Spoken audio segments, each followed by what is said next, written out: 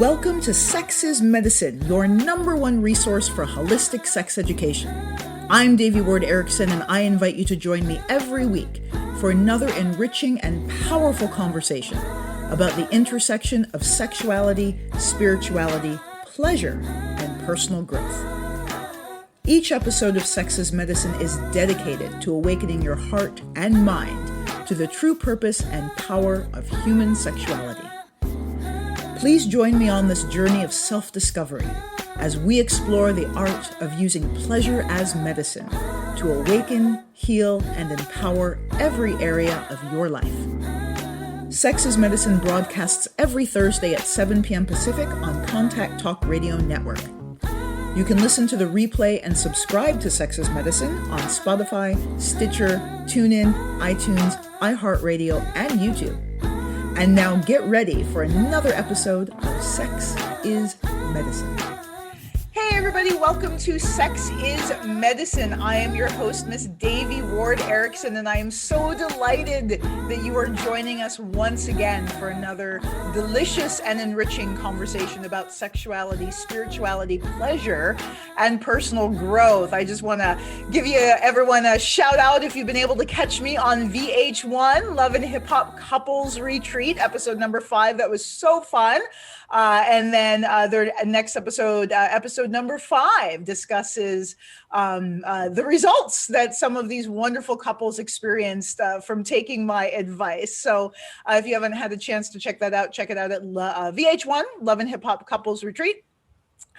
This evening, I am honored and delighted once again to have my friend and colleague and one of my favorite male tantra coaches joining me for this conversation this evening. This is Brion Craig from Explore Tantra and the Art of Sacred Sexuality Retreats. And tonight, Brion and I are going to talk about sexual empowerment for men specifically. And so this is a topic that was stimulated from the episode of Love and Hip Hop and Couples Retreat, because a lot of men were surprised, both on the show and outside of the show, to hear that men could separate orgasm from ejaculation and become multi-orgasmic, and all the different ways they could pleasure their partner and awaken orgasm and all of that good stuff. And Brion knows this, like the back of his, this is his speciality. So I wanted to bring him on as our expert to talk about sexual empowerment for men, and specifically sexual empowerment for Black men, because there are going to be specific points of focus that are unique to the needs and the life experiences of Black men. So thank you for joining us, Brion, taking the time out of your day. Thanks for having me. Thanks for having me again. I must say something right. You still call me back, so I must be doing something right, I guess, huh? Your words are like crystal bells ringing in my ears. So thank you so much. And the ears of our audience as well. So we all love you. We all love your contributions. So let's start this conversation with what sexual empowerment means, because that's a term that's like thrown around and, whatever, and sexual empowerment for women, sexual empowerment for men, sexual empowerment for humans in general. But what the F does that word actually mean? Because my guess is that it's going to be somewhat unique to all of us, based on our individual life experiences. So what does that mean for you? Just sexual empowerment. What does that mean to you? Well, when I had a question, a couple of things come to mind of what it isn't and then what it is. I know a lot of people think it probably means more of the, bravado and just this big masculine looking, and can do all of this and has an S on his chest. And while that's a part of it, I believe sexual empowerment begins with literally connecting more to the feminine. Yeah, that's inside of us. Because that's a side that's been literally just pushed down. We're told as a little boy, man up, stop crying, stop being a baby, stop whining, stop acting like a little girl, stop acting like a pussy, all that stuff that, has us pushing down the feminine side or pushing it to the side and trying to grasp at masculinity that really it's not even really a authentic because it's, the yin and the yang. It's literally, if you've seen that, it's literally a balance. And without the balance of the feminine, the masculine really can't even exist in authenticity. So it's usually a fake bravado, or they call the alpha male, or whatever that is. So sexual empowerment starts with embracing your feminine. What does that mean? It means becoming vulnerable is the first thing. And I understand that for a lot of, especially Black men, becoming vulnerable can mean losing your life, Yeah. So we can talk about that, a little later, but vulnerability is one of the biggest things to, first of all, say, I need help, to say, I don't know, to say, I'm willing to learn. And once, a man can embrace that, it literally starts to dissolve the shell that society and we have created. I say society because it doesn't start with us. We didn't come out of the womb like that. We weren't, we were taught this. So, but we've continued it. A belief is nothing but something that's thought about over and over again. That's all a belief system is. It's one thought that continues to be thought about over and over and over again. And it's a system of destruction, typically, if we haven't created it out of authenticity. So I love that. So you're saying that the first step to sexual empowerment for men is embracing what's typically in this society described as femininity. And I want to point out that I think that's so fascinating, because when I hear like being vulnerable and like expressing your emotions and all that stuff that we label as feminine in the society, I understand as human. I think Exactly. it's such a signpost of living in a patriarchal society that our basic humanity is divided into two parts. Either you can be feminine and be emotional, or you can be masculine and be violent. Essentially, those are the two choices we have. Yeah. Right. And in order to become a whole human, we have to think of embracing the feminine. But really what it is, it's not feminine or masculine. Like, these qualities have no gender. They have no sexual anatomy associated with them. They're qualities of humanity that we've put in boxes and labeled as either or. Exactly. So, yeah. And I'm glad you brought the word violent, because it's not just, violent towards people around us as far as just day-to-day basis. It's even violent in the bedroom. It's, it's become a war in the bedroom. Who can outlast the other person? Or who can, can I beat the pussy up? Can I, make her tap out? Those are things that that men have brought into the bedroom, and a lot of, their partners have received, because that's what society teaches. Like, if you can beat it up, then, you've made her do something, and I penned this quote years ago. I said, instead of making her tap out, how about making her tap in? That's where the real power lies. Look, t-shirt right there. T-shirt right there. I know. Nobody steal that. All right. That's my idea. You heard it first here. TM. Exactly. TM. I've trademarked it just verbally right here. Make her tap in. That's where the power lies. Can you do that? Can you make her go deeper into what she's feeling, into that ocean that, and I say she, typically we talk about heterosexuals, but whatever your orientation is, can you make your partner tap in? Can you make your partner, really go deep into that ocean of pleasure that she's meant to experience? So that's the power. Let's make her tap out and tap in. That's like, make her tap out, make her tap in. That's, yeah. And that's amazing. So that's amazing reframe. So I'm going to pause right now, because our other compadre Vayne Thomas has just logged in. So I'm going to pause right here and let him come on board. Yay! And now we have Vayne Thomas, our other compadre, who was a little late to the start, but now he is here after that beautiful oration from Brion about what sexual empowerment means for him and for society at large.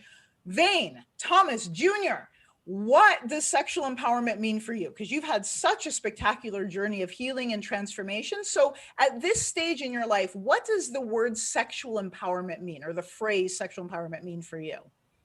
Well, first of all, I'd like to welcome you and Brion to the show.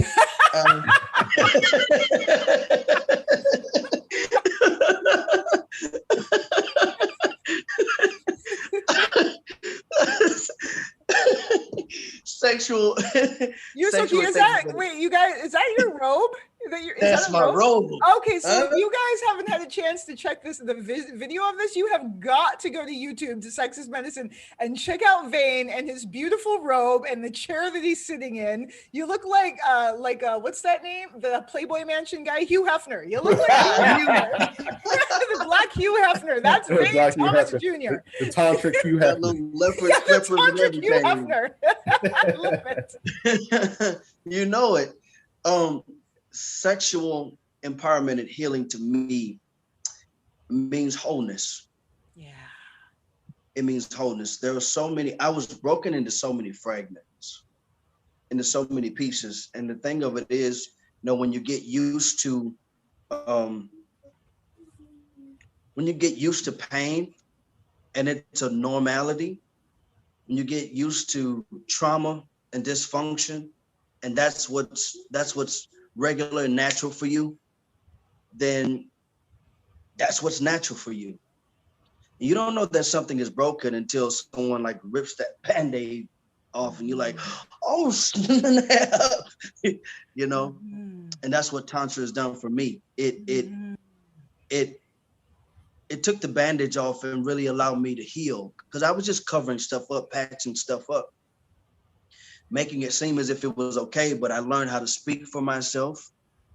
I learned how to feel with evenness and equanimity. I learned how to have clarity of mind and not be afraid to think my own thoughts and feel my own emotions. I learned how to not really have attachment to things, and learn how to just allow things to just be.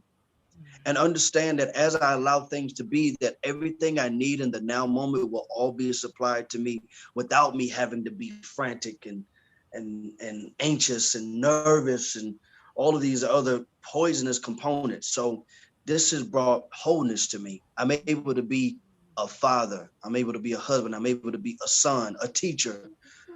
You know, it's brought wholeness to me. It means wholeness. What's coming to me is like, this is exactly what you were talking about, Brion. Like these qualities of being able to feel and connect with your emotions and articulate them, being vulnerable, being open. And so Vayne, my question for you is, was the integration or the addressing your sexuality specifically, was that the key to bringing this wholeness to you? It really was. It really was. And I'll say, because if we are a prisoner of our own sexuality, then we are a prisoner of our own spirituality, sensuality, mentality. We are a prisoner to our own emotions, because it's in that ability to be able to be expressive and sexually expressive that we can be our authentic God self. And when that particular part of ourself is dormant or arrested, you know, put your hands behind your back. You have the right to remain silent, right? When that part of you is arrested, then there's every single component of you that's arrested. You know, my brother Brion says all the time, a block anywhere is a block everywhere. Yeah. And so, that's what helped me come into this freedom. Wow. So that is so huge. So let's talk about how that specifically needs to be addressed in the Black culture, specifically for Black men, because there are trials and tribulations and just shit that you have to deal with because of your skin that other people don't have to deal with, in terms of, well, every aspect of life, but then specifically around your sexuality. So what are some of the obstacles, both of you, that you specifically see Black men needing to overcome and heal in relationship to their sexuality that aren't necessarily present in other demographics? Well, one thing I feel is, even though we have community, we don't really have true community for Black men. True, authentic, not just hanging out with your boys, not going out to the club or to the pool hall. I'm talking about true community where you can share those vulnerabilities, because these conversations aren't being had like, hey man, I'm having some issues around my,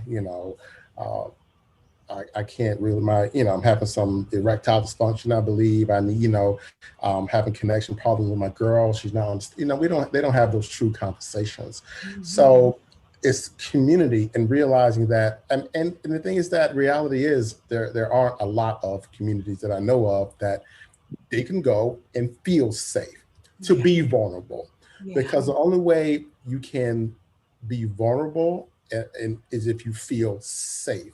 Otherwise, you risk being attacked and killed, spiritually, sexually, and physically. Yes. And mentally, yeah. So one thing I do with, when I coach Black men is first thing is that you're safe. Like, this is a safe place.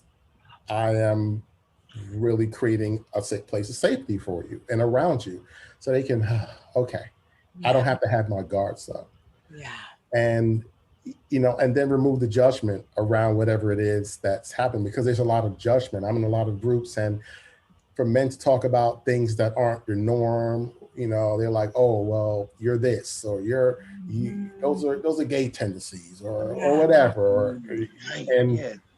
So they can't really have true conversations. So again, community and feeling safety, because if you think about the warriors, and when they war, they don't just fight this way, they have rear guards as well. Yes. And so if you're there, like, I got your back, like, we're back to back and I got you.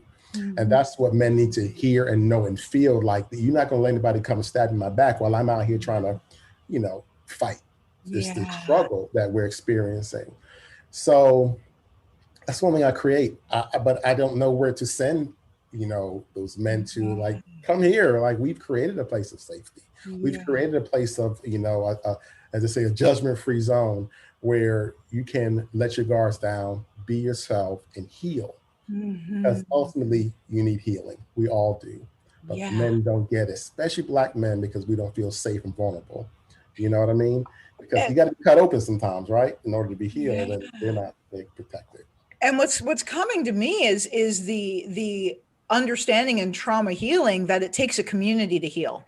Right. Yeah. And so particularly with Black men and Black women, because that was one of the original wounds of slavery, was destroying Black communities. Yeah. And for Black people, community was it was like the heart and the soul of existence. Right. And to have that ripped away and destroyed and then poisoned. So you're saying that the need for empowerment or being able to realize empowerment comes from healing those wounds. And in order to heal those wounds, we have to have safe space. And the safest space is within community, non-judgmental, accepting community, where we can resource each other. Absolutely. Yeah. Wow. How about you, Vayne? What are some of the specific obstacles that you've had to overcome and address in your journey of sexual healing as a Black man? I mean, I think Brion spoke to it. I mean, it seems as if they gave us all the same playbook, right?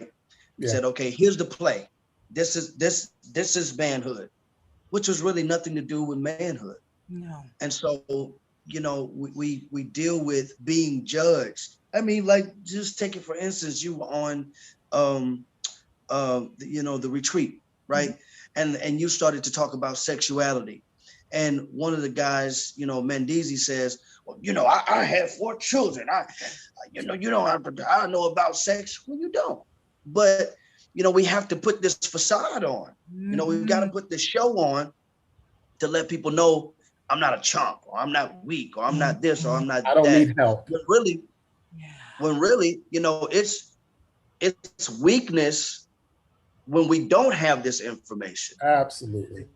It's weakness. It's us being a chump and not showing up as a full man or being masculine, when we can't lead in sexuality, when we can't lead in mentality, when we can't lead in spirituality and sensuality, when I can't lead my wife or my spouse or my partner or even myself in these particular areas, that is a lack of masculinity or manhood. But no one ever says that. They say, if you cry, you're not a man. But why do I have tear ducts? And then to share, like my brother said, to share certain information, you know, it's like, well, you're not a man, you can't get it up, blah, blah, blah, blah. So, yeah, okay, well, if I can't do that, do you have a resource? Do you have any And you know what the resource is? The corner store getting a pill. That's their resource. Right, and that's the only resource. And that resource is not a resource, it's just a handicap. Yeah. You know, it's not healing, it's not aiding the situation. Yeah. It's just a handicap. And so, you know, it's the same playbook. We all get the same book, you know, coming out of the gate of manhood. And I think this really speaks to us and gives us an opportunity to create that space, you know, for men, you know, for us to be vulnerable and for us to be able to, you know, trust and be open-hearted and feel loved. You know, this helps us create that space. So now all we have to do as healed men or healing men is get together and create the forum so that other men can feel comfortable. And then if the men do not feel comfortable, let's be able to communicate in a way to their women, which are comfortable, and slide them the work. And they can do the work on the men. And then once the man evolves, he's recognized like, oh, snap, you've been doing this on me all along, girl. You know what I'm saying? Well, that's great in theory. And, you know, there's a gap, there's a frustration, I want to say, for women in having to carry the weight of men. I mean, in many ways, we've been having to do that for this long, you know, long haul anyway, having to carry the emotional baggage and all of this stuff, all the emotions that you guys haven't been, that you've been unable to access and all of that. So what I am excited about is men offering that service to men, healed men, healing men. And one of the things that I wanted to point out in what you were sharing, Vayne, is like there's this complete reframe of what we think masculinity is. What we've been told is masculine is the hard and the violent and the beat the pussy up and the, you know, don't cry and whatever. But the reality of what it is to be an empowered man is to be open, is to be nurturing. That's one of the qualities I love most about the men in my life, is how nurturing they are, how warm and open-hearted they are. And what I want to ask is, who the fuck taught Black people, Black men, that they needed to be violent and abusive? Who taught us that? Well, again, society, and I believe, as you said, it started back from slavery, because they were put in situations where they really could not protect their family and their lives, and it just left a lot of anger and bitterness and trauma that to this day has not been dealt with. We've not dealt with the trauma of slavery and things that keep happening over and over again. You know, you'll hear other people say, well, that happened, you know, 400 years ago, whatever, like, get over it. Oh, no, well, yeah, but I'm seeing it every single day. I see someone being killed, which is another way of being lynched or whipped on the street, like literally it's still happening. So if the wound keeps opening up, is it really healed? No, because I see it. I realized these were my ancestors. This is where I came from. There's a connection there. And we do have a strong sense of family and connection, but something about the man has been just spiritually castrated, you know, just literally lost something that hasn't come back yet. I see it though. And the reason I know it's possible, why we're even here, is because I see it in the men that I teach. You know, like they want it. You know, we're taking a break from one of the tantra master students, and he was like, so I'm not going to see you for 4 weeks. You know, it's like we built up this thing, this community where he's like, I'm going to miss, you know, basically I'm going to miss you. Like, what's up? Can we talk? You know, there's not many places men can go to lay it all out. Literally just air it out. If they need to cry, they cry. If they need to, you know, heal and process, they process. And it's a safe space. There are not many places like that. So this is where the healing begins. We have the answer. And we really, really, really do. And it's not just a sales pitch, not trying to sell, but we do. We have it. Like I see it every single day. And I've been in a lot of spaces, a lot of spiritual spaces. There are couple others where I know people are really doing the work, but as far as Black men doing the work, very few. Yeah. And so what I'm hearing is this healing today heals us generationally. And one thing I want to say about, what happened 4 years ago. No, it started 400 years ago. It didn't just start. It was like a one end, like it just boom, now it's over. It started 400. That 400 years of abuse and violence and dehumanization accumulates in your fucking nervous system. And it accumulates in your cells, and it accumulates in your DNA. So this healing and repair that you're talking about, that you both have experienced, is healing and repairing that lineage. Yeah. All of those, absolutely, the ancestral line all the way back. And that it is imperative, I think, for all of us of African descent in the United States or in North America who are survivors of that shit. Right. Exactly. To repair. Yeah, and before you go, I want you to talk in Spanish. I just want to say one thing. And we talk about, and you went like this, like we view it as linear, but we've heard over and over again, almost time is kind of just stacked. So we heal it, like you said, we're healing ourselves. We're healing the ancestors right now. Like time is an illusion. It's hard to wrap our mind around that, because that's all we've known, that this is the past. But what is the past? We relive it every day. We remember it, right? We remember it. We live it every single day. So until we can change that story and narrative, it's not going to change. It's the same thing. So we know that there is wound, and empowerment means transforming and no longer being limited by our wounds, transforming the wounds into power, transforming the pain into power, right? And we know that sexual healing journeys, sexuality is integral to that. Sexual healing journeys, whether that's with our school or our modality or a modality that resonates with you, but also the big piece that I'm hearing from both of you is the need for community. Yeah. The need for Black men in community to support each other in their healing journey. So we know that that's a need. So let's stick a pin in that, because we want to meet that need. We want to meet the most prescient needs. So for you can speak to this because you're on the other side of that.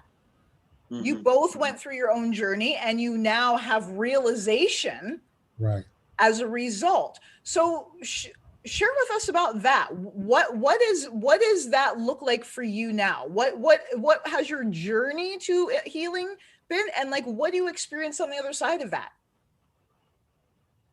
More Vayne, work. Thank you, Vayne. That's it. More work. What was that? More work. I said more work. Because as we heal, we find different layers. I mean, and it's not as big as it was, in times past, but we're still small. We're finding those little small, in the Christian tradition that I came from, it said it's the small foxes, right? Yeah. So it's the small little things that we're finding, like, just little. I mean, it's not even huge, but it's like, but I got to deal with that though. I need to fix that within myself. Like, I've got to transform that. I got to make sure I do this, right? But the benefit of also doing the work is that we can also see ourselves in others, and in being able to do so, we have compassion and love for them. We can show compassion and love for them, the compassion and love that we did not get when we were them, right? Yes. So it makes that particular wise word come alive when it says, do unto others as you would have them do unto you. Well, do unto me when I was a man struggling with premature ejaculation, when I was a man struggling with, erectile dysfunction, when I was a man that had all of my emotions bottled up, and I was so angry that I became a monster versus a man. And I paid the bills, and I beat the pussy up, and I did all of the things that they told me a man was supposed to do, but I was still feeling unfulfilled. And it showed up in my anger. It showed up in my aggression. It showed up in the way I handle finances. It showed up in the way I handle my relationships. It showed up in my conversation. It showed up in everything that I did. But the only person that could not see it was me. Right. So it presents us a beautiful opportunity to do more work, but we get a chance to do it with ease, a little more ease than what we were doing it with at first. Because at first, man, shoot, whoa. I mean, when I went to the first retreat, right? First retreat. Oh my goodness. And your beautiful husband began to express how he felt, just so bottled up, and how, his past relationship and experience just it did a whammy on him. But just hearing all of that imprisonment that he had experienced and felt, it brought up stuff in me, and I was like, oh God, I couldn't take it, right?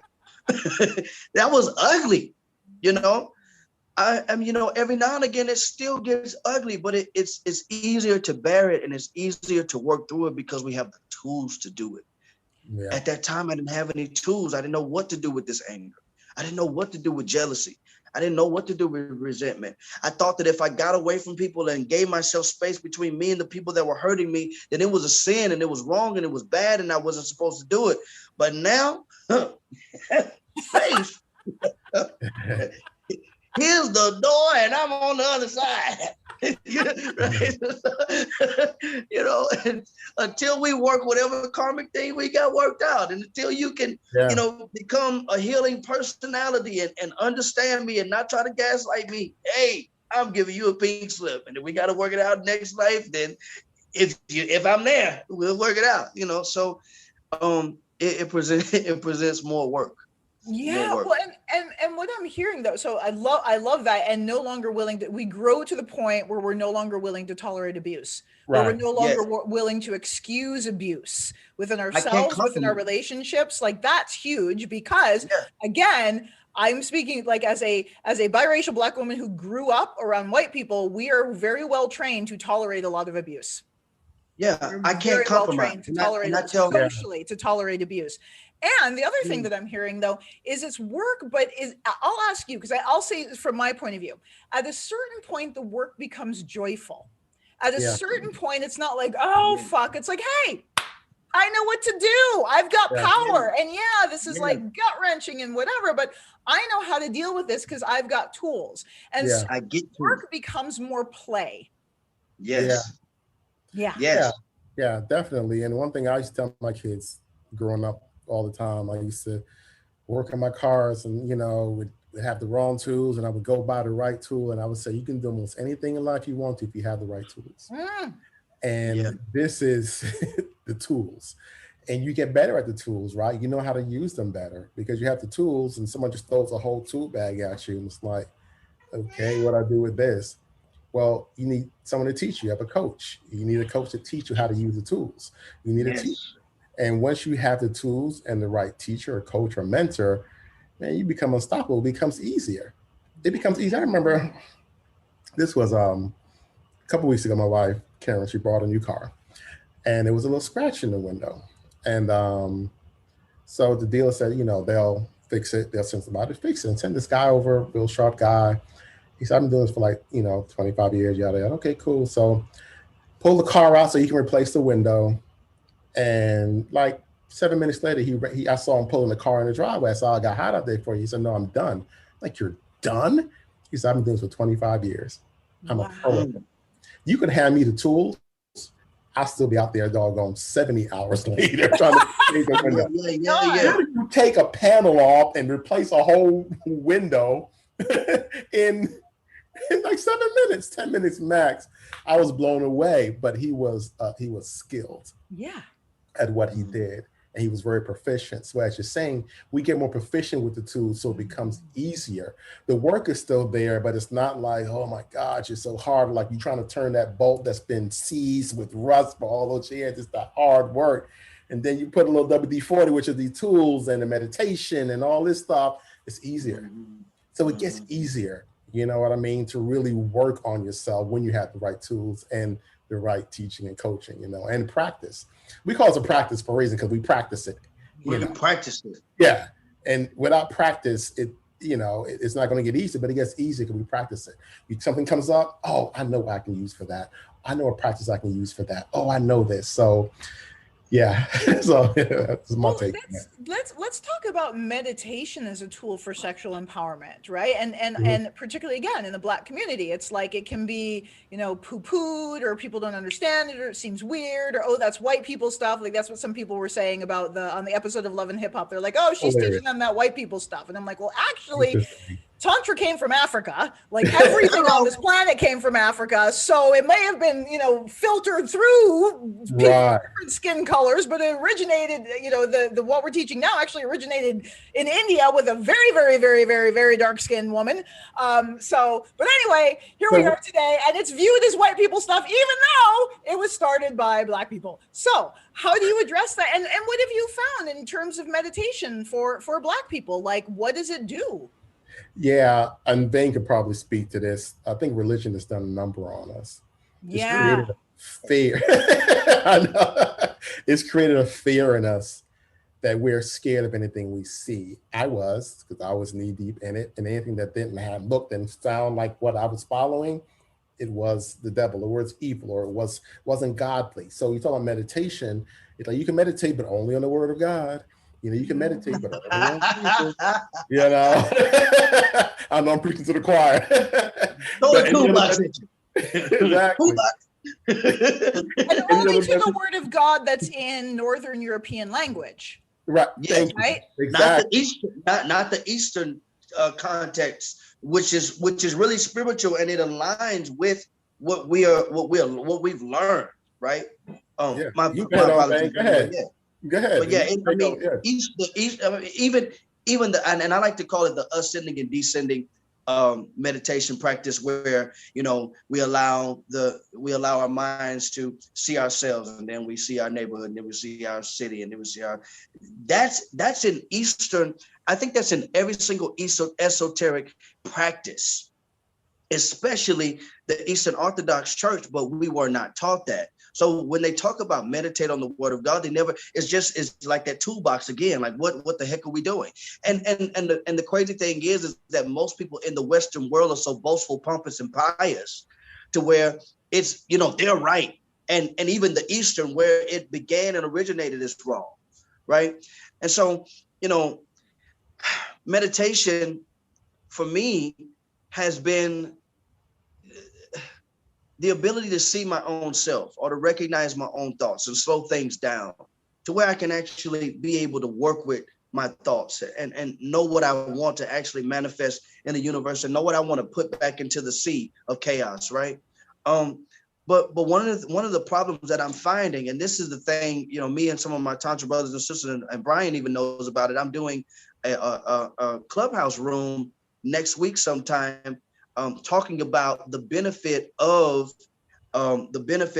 lineage-based teaching, because what we're finding is that, yes, the Western world has done a whammy on us, but those same shucks, I hate to say it, but those same people that you say, you know, white people stuff, the white people that came over and got our stuff, start putting all kind of crazy crap with it. Oh, just close your eyes and think about a feather. Yeah, that's not meditation. That's a form of trance or astral projection. That's not meditation.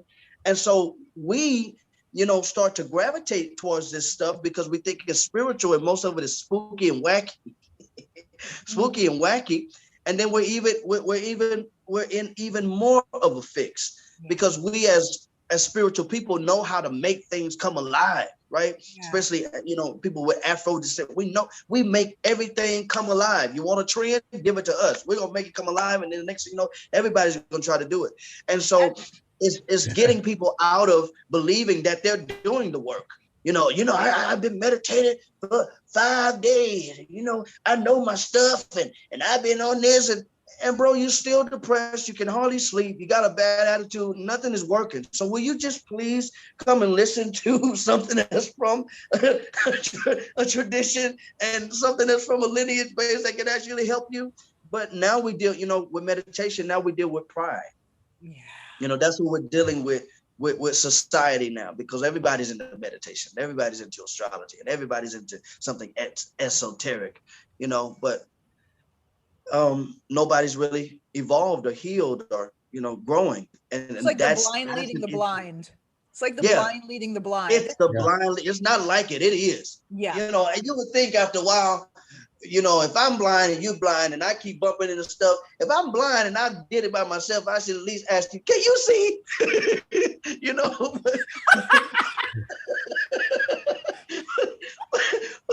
but you know, nobody knows. Nobody ask if we can see.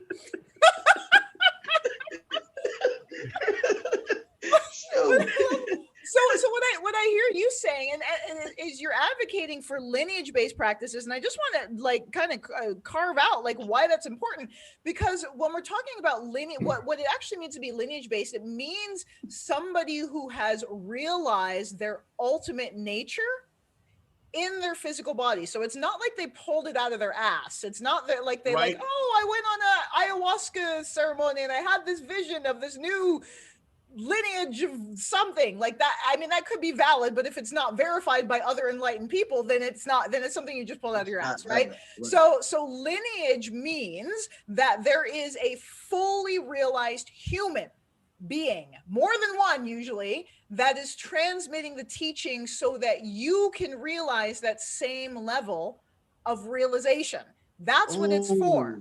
It's I know how to fish, so let me tell you exactly what I did to get all these fish.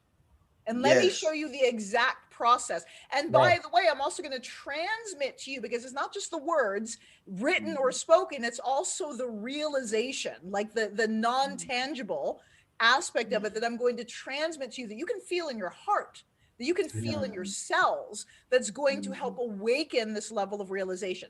That is lineage. It's like plugging into voltage that is ever present and is fully realized. It's not just some little, it's not a good idea that you had in your marketing mastermind group. That's not what lineage is. So true. Yeah. So how about for you, Brion, with the men that you're working with and introducing, because meditation, I didn't intend to talk about this, but it's important, right? And how meditation ties into our sexual empowerment. Most people wouldn't connect those two dots. But what have you seen? What role does meditation play in the Black men that you're working with being able to integrate and heal and transform their relationship to their sexuality? Well, I mean, it seems obvious to us probably, but just presence, literally being present with what you're feeling. And it's really hard for some people to shut out all of the external, not just the external hurts and trauma, but the external pleasures, to see what feels pleasurable to me. So meditation really just brings us back to ourselves, our body. Some of the practice I teach some of my students, first thing is that, can I watch porn while doing it? Or can I think about all the relationship while I'm doing it? No, just focus on yourself and what you're feeling for this practice. I'm not saying you can never watch porn again. I'm saying when you're doing your practices, you want to make sure that you're focusing on yourself. It's really hard because we've learned, again, we're not authentic in what even know what we want. So we attach on to different things, and that's where the porn mentality comes, and you bring it into the bedroom because you feel like that's what it is to be sexually dominant. That's the example that we see, and it's so readily available. Yeah, and again, that modeling is the blind leading the blind. Absolutely. Like bless their hearts, but these porn actors are not sexually realized tantric beings or any sacred whatever shaman. They're not sexually realized. They're there to get a fucking paycheck. And exactly. That would be good to create that. It would be great to create that. So tantra porn. You know what? Tayomi is on it. Sister Tayomi is on it. Porn. She's going to film school and everything. So come in. Tayomi Morgan Films, right? Love it. Exactly. That modeling of watching mainstream porn, I mean, and we learn through modeling, mirror neurons and all that stuff, but it's exactly what you were talking about, Vayne. It's the blind leading the blind. So if you're looking for sex tips from porn, you're getting really bad education. But it's not real. Like, I've talked to porn creators, it's like, stop, go. Yeah. Stop, go. Stop. It's not as sexy as it looks. It really isn't. And we're trying to replicate something that's not real, again, inauthentic. How can you replicate something that's not real and wonder why you have no connection? You know, you can't even keep it up long enough. You can't even, you know, it's like, it's not real. So it's, we need to help educate our men and especially Black men on what real connection is, what real pleasure is, how it feel to have full body orgasms and, you know, ripples and shivers through your entire body, not just that climatic and then you're down, out for the count. You're laying there in a fetal position with your thumb in your mouth and you're gone because you have no idea how to use your energy and retain your semen. And to, you know, that was one thing you talked about on the show, that separating your orgasm from your ejaculation. You're like, what, how, what? You know, I wish, you guys, I would love to do I would love to teach all of those men there, that specifically. Oh my God. I would love to do that. So since we're talking about it, Brion, describe your sexual landscape now for us. Where are you now? Because you talked about multiple orgasms and your body shivering. I'm like, wait, what? What do the men have to look forward to? What is the potential for every Black man? What is his sexual potential?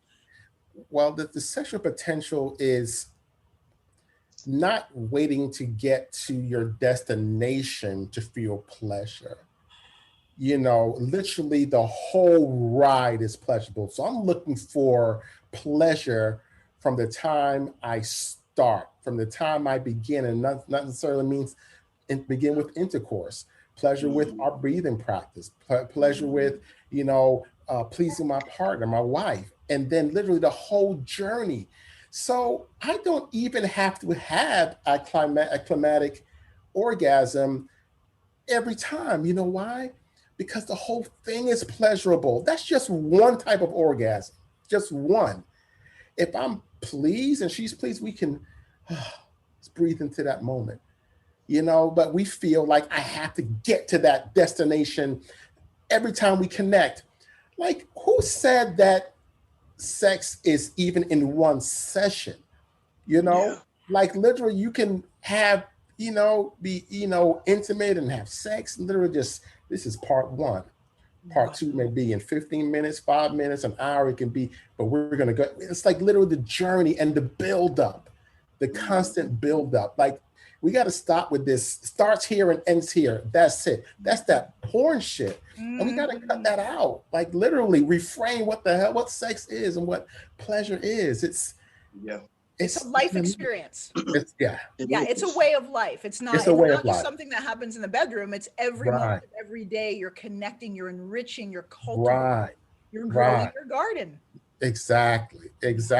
So it's an exploration every single time. It doesn't look the same every time.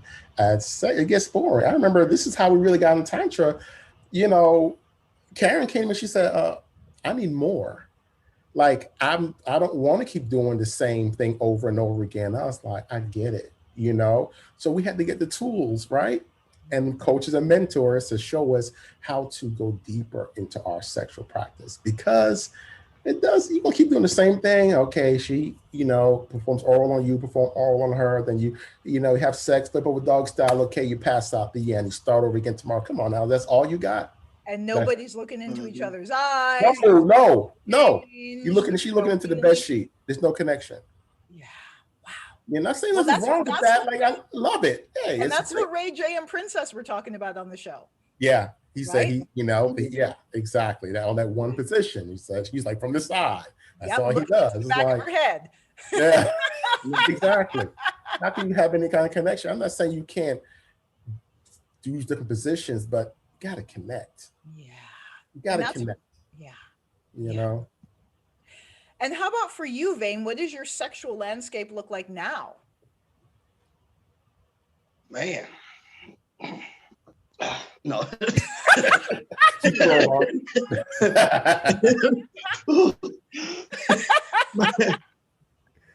My, you know, it's so expansive.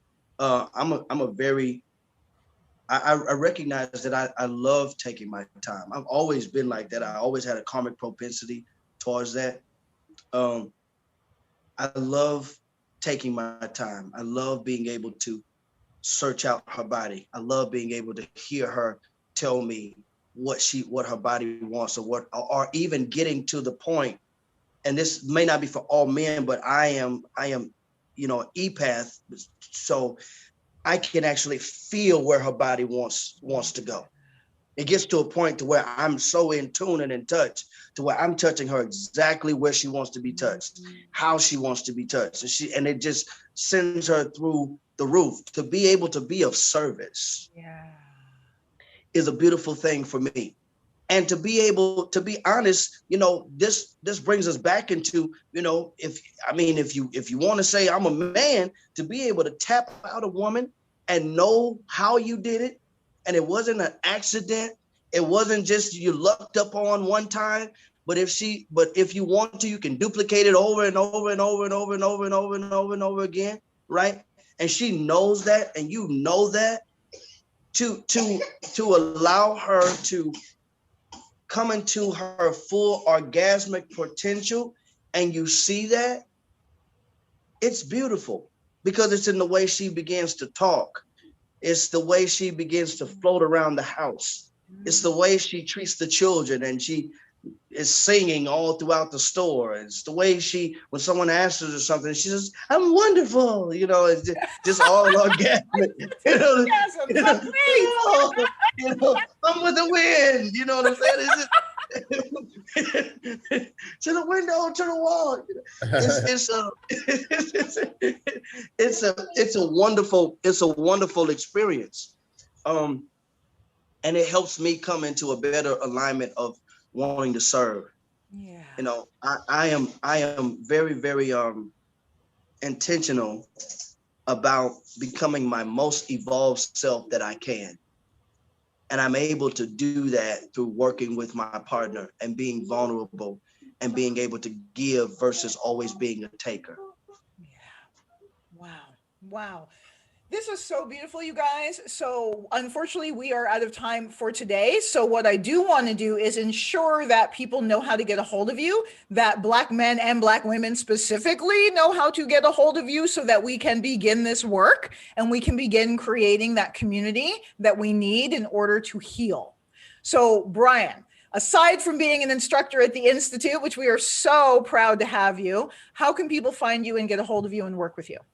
On Instagram, Explore Tantra, Twitter, Explore Tantra. Our website is exploretantra.com. Reach out on any one of those platforms and search for us on Facebook, Explore Tantra on Facebook as well. So reach out to us, find us if you want to get this work, want to find a safe place to heal, grow, expand, then, let's do it. Absolutely. And if you want to be an instructor of these practices yourself, you can work with Brion through the Institute at AuthenticTantra.com. How about you, Vayne? You're popping off these days on Clubhouse. Let us know. And you got some stuff coming up too. What you got coming up? Absolutely. So I've got a few things coming up. I've got dream interpretations that I do every day, which is absolutely awesome. I've always been gifted to do that. So now I'm able to benefit from that. I'm building some spiritual prayer and meditation practitioners. So on the 15th, I'll be teaching that. But you can find me on, of course, Clubhouse, Facebook at officially VayneThomasJr.com. And most times I'll be teaching just spiritual esoteric teachings, but also on Clubhouse, you can catch me almost every other day or every day. Somebody's pulling me into a room or asking me to host, or asking me to talk about holistic and spiritual sexuality. And then also my website, which is www.vtjconsultation.com. You can find chakra balancing there, energy healing, all of the sort, everything that we talked about here. Yeah, that's it. Say your website again. What is your website again, Vayne? www.vtjconsultation.com. So Vayne Thomas Jr., VTJ Consultation. Any S at the end, just consultation.com? Just consultation. Okay, awesome. So you guys got that URL. So definitely look these folks up on your social media and your web browser. And make sure you stay connected with Authentic Tantra at authentictantra.com across all platforms. Thank you all. Thank you, Vayne and Brion, for taking the time to share your wisdom, your profound wisdom and your healing and your love with all of us. And thank you, audience, for tuning in. And make sure you subscribe to Sex is Medicine on YouTube, iTunes, Spotify, all the places, because every subscription boosts us up and ensures that more and more people are going to hear this incredible medicine. Have a beautiful, beautiful week. Love you guys. See you next. Love you too. Thank you. Bye. See you later. Bye. You've been listening to Sex is Medicine with Devi Ward Erickson, your #1 resource for holistic sex education. You can listen to and subscribe to Sex is Medicine on Spotify, Stitcher, TuneIn, iTunes, iHeartRadio, and YouTube. Just search Sex is Medicine with Devi Ward.